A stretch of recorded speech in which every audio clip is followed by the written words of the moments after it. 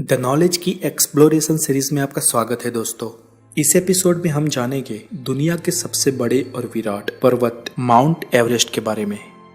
Mount Everest Tibet की सीमा पर नेपाल में स्थित दुनिया का सबसे बड़ा पर्वत है, जिसकी ऊंचाई 8,848 मीटर है। ये ऊंचाई इतनी है कि जहां पर सांस लेने योग्य पर्याप्त ऑक्सीजन भी नहीं है। इतनी ऊंचाई पर बहुत ही पतली हवा और खून को जमा देने वाली ठंड होती है। बहुत ही कम लोग जानते हैं कि इस विराट और भव्य पर्वत को खोजने में दुनिया के वैज्ञानिकों ने सालों गुजार दिए और उसकी ऊंचाई की योग्यता साबित करने में भी बहुत संघर्ष करना पड़ा है तथा इस पर्वत के नाम को लेकर भी कई विवाद हुए हैं। तो चलिए शुरुआत से जानते हैं माउंट एवरेस्ट के बारे में। 1850 की बात है, जब माउंट एवरेस्ट का नाम दुनिया के सबसे ऊंचे शिखरों में नहीं लिया जाता था। तब दुनिया का सबसे ऊंचा शिखर कांचनजंगा को माना जाता था।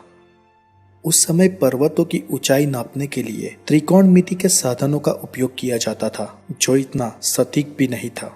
ऊपर से एवरेस्ट के आसपास के पहाड़ लोहत से, मकालू और नृत्य से उसे थोड़ा ढक देते थे, जिसके कारण एवरेस्ट या जिसे शिखर नंबर 15 भी माना जाता था, उसकी सटीक ऊंचाई का अनुमान लगा पाना जरा मुश्किल था। सर्वे ऑफ इंडिया की अंग्रेजों की एक टीम को थोड़ा डाउट लगा और उन्होंने हिमालय के सभी पहाड़ों को फिर से और थोड़ी और सटीकता से नापने की शुरुआत की। तब 1855 में जाकर शिखर नंबर 15 या यूं कहिए कि एवरेस्ट की ऊंचाई का अनुमान लगाया गया और वो था 8,840 मीटर। ये आंकड़ा गलत था, लेकिन ये तो साफ साफ पता चलता था कि दुनिया का सबसे ऊंचा शिखर अब एवरेस्ट है। ऊपर से एवरेस्ट का एक और विवाद था उसके नाम को लेकर। पहाड़ों का सर्वे करने वाले एक अंग्रेज ने, जिसका नाम था जॉर्ज एवरेस्ट, उसने अपने ही नाम से शिखर नंबर 15 को एवरेस्ट नाम दे दिया, जबकि वहां के स्थानिक नेपाली लोग तो उसे सदियों तक गौरीशंकर के नाम से जानते थे। अपितु नेपाल में उसे सागरमाथा और तिब्बत की स्थानिक भाषा में उसे चोमोलुंगमा कहा जाता था। अब आप ही सोचिए दोस्तों, इस पहाड़ के स्थानिक नामों को छोड़कर किसी अंग्रेज के नाम से इसे पहचानना कितना योग्य है। चोमोलुंगमा और सागरमाथा ये वहाँ की प्रजा के लिए भी स्थानिक नाम थे और दुनिया का सबसे बड़ा शिखर भी उनके लिए वहाँ का स्थानिक ही था। फिर भी स्थानिक प्रजा के जज्बातों की अवगणना कर इसे एक अंग्रेज अफसर का नाम दे दिया गया। अब और एक दिलचस्प और पते की बात सुनो। जॉर्ज एवरेस्ट जब तक जिंदा रहा तब तक तो उसे ये बहुमान मिला नहीं, क्योंकि 1866 में जब उसका अवसान हुआ तब तक तो हर नक्शे में दुनिया के सबसे ऊंचे शिखर के नाम पर गौरी शंकर का उल्लेख होता था और सालों बाद यही क्रम रहा। लेकिन 1930 में कैप्टन वुड नाम का एक भौतिक शास्त्री ज्यादा अनुकूलित साधनों के साथ गौरी शंकर पहाड़ के विश्लेषण के लिए जब उसके और नजदीक गया तो मालूम हुआ कि दुनिया के सबसे बड़े पर्वत से तो गौरी शंकर की चोटी थोड़ी नीची है और इन दोनों पहाड़ों में 55 किलोमीटर का अंतर है। इस तरह यह साबित हो गया कि गौरी शंकर से भी ऊंचा और उससे अलग और एक पहाड़ मौजूद है, जिसे अब तक लोग शिखर नंबर 15 के एक ही तराजू में तोलते आए थे और फिर से इस अलग नए पहाड़ को माउंट एवरेस्ट नाम दिया गया, जिसे वास्तव में स्थानिक नाम सागरमाथा या चोमोलुंगमा दोनों में से एक देने की जरूरत थी। अब सवाल ये है कि इस विराट और विराज पहाड़ की सही पहचान करने में इतने साल क्यों लग गए।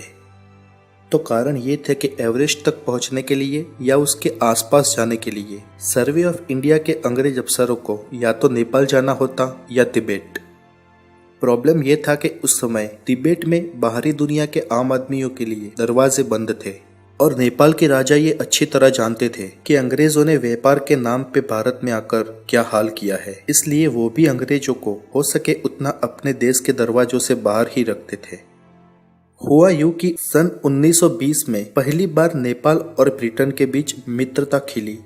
भारत में ब्रिटिश राज लाने के बाद दक्षिण में शिलोंग या यूं कहिए कि श्रीलंका पर और पूर्व में म्यांमार या ब्रह्मदेश पर अंग्रेजों ने अपनी शिकंज कसी थी। इस हालत में नेपाल के राणा को भी अंग्रेजों का डर तो था ही।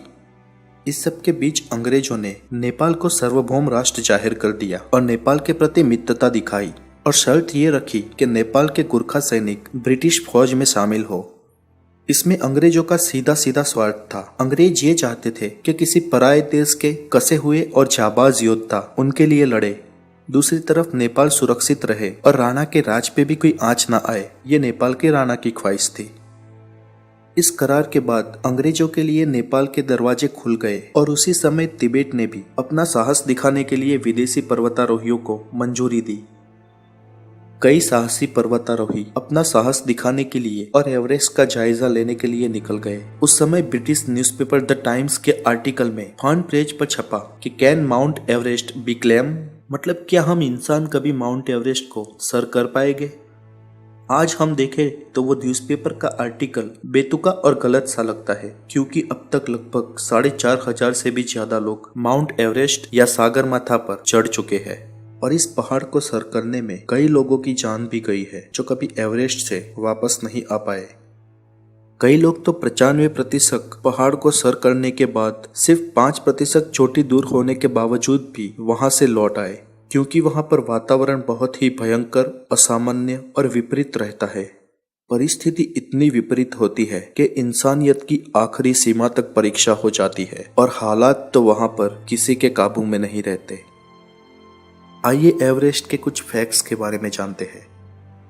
सबसे पहले एवरेस्ट को क्लेम करने वाले व्यक्ति थे तेनजिंग नोर्गे, जो मूल नेपाल से थे, और उनके साथ ही थे एडमंड हिलरी, जो न्यूजीलैंड से थे।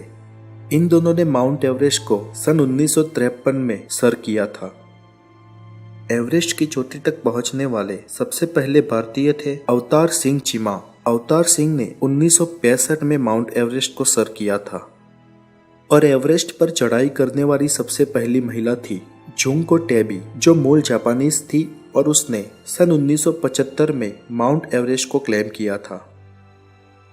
8,000 मीटर की ऊंचाई पर परिस्थिति बहुत ही खतरनाक होती है। यहाँ पर अगर किसी की मृत्यु हो जाती है तो उसके शव को वहीं पड़ा रहने दिया जाता है, क्योंकि इतनी विपरीत परिस्थिति में वहां से शव को वापस लाना इतना आसान नहीं है। कई पर्वतारोहियों को चढ़ाई करने के दौरान रास्ते में कई लोगों की लाशें पड़ी मिलती है, लेकिन वो लोग उनके लिए कुछ नहीं कर सकते। एवरेस्ट की चढ़ाई में सबसे ज्यादा मौत शिखर के करीब के 800 मीटर तक के दायरे में होती है। इसे डेथ जोन भी कहा जाता है। कई लोग तो चोटी पर चढ़ने के बाद वापस उतरने के समय मौत को भेंट चुके हैं। एवरेस्ट की चढ़ाई करने के लिए 19 अलग अलग रास्ते हैं। एवरेस्ट पर चढ़ाई करने का सबसे अच्छा वक्त है मार्च से मई तक का। इस समय बर्फ ताजा रहती है और परिस्थिति थोड़ी सी अनुकूलित होती है, लेकिन कठिनाई तो अब भी उतनी ही रहती है। इसे अब तक सफलता से सर करने वालों में एक 13 साल का लड़का, एक अंध व्यक्ति और एक 73 साल की जापानी महिला भी शामिल है। गर्मियों में एवरेस्ट के शिखर का तापमान औसतः -30 से -35 डिग्री तक रहता है। अगर आपको माउंट एवरेस्ट पर चढ़ना हो तो 11,000 अमेरिकी डॉलर फीस नेपाल गवर्नमेंट को देनी होगी। दरअसल ये फीस 2015 के पहले 25,000 अमेरिकन डॉलर थी, लेकिन 2015 में नेपाल गवर्नमेंट ने ये फीस लगभग आधी से भी कम कर दी है। एवरेस्ट की चोटी तक पहुंचने के लिए करीबन 2 महीनों तक का समय लगता है, जिसमें एक आदमी का खर्चा तकरीबन 85 से 90 लाख तक का होता है। माउंट एवरेस्ट पर चढ़ने के लिए गए हर 10 में से एक व्यक्ति वापस नहीं आता। माउंट एवरेस्ट पर चढ़े हुए अब तक के लोगों ने वहां पर और बीच रास्ते में छोड़ी हुई कई चीजों से वहां कचरा इकट्ठा हुआ है, जिसका वजन आज तक लगभग 120 टन तक पहुंच गया है। ये पहाड़ हर साल लगभग 2 सेंटीमीटर और ऊपर होता जा रहा है। तो दोस्तों आज के लिए इतना ही, और अगर आपने अभी तक द नॉलेज चैनल को सब्सक्राइब नहीं किया तो इसे प्लीज सब्सक्राइब कर दीजिए, ताकि आने वाले हर वीडियोस आपको मिलते रहे। बहुत जल्द फिर मुलाकात होगी, तब तक के लिए नमस्कार, टेक केयर।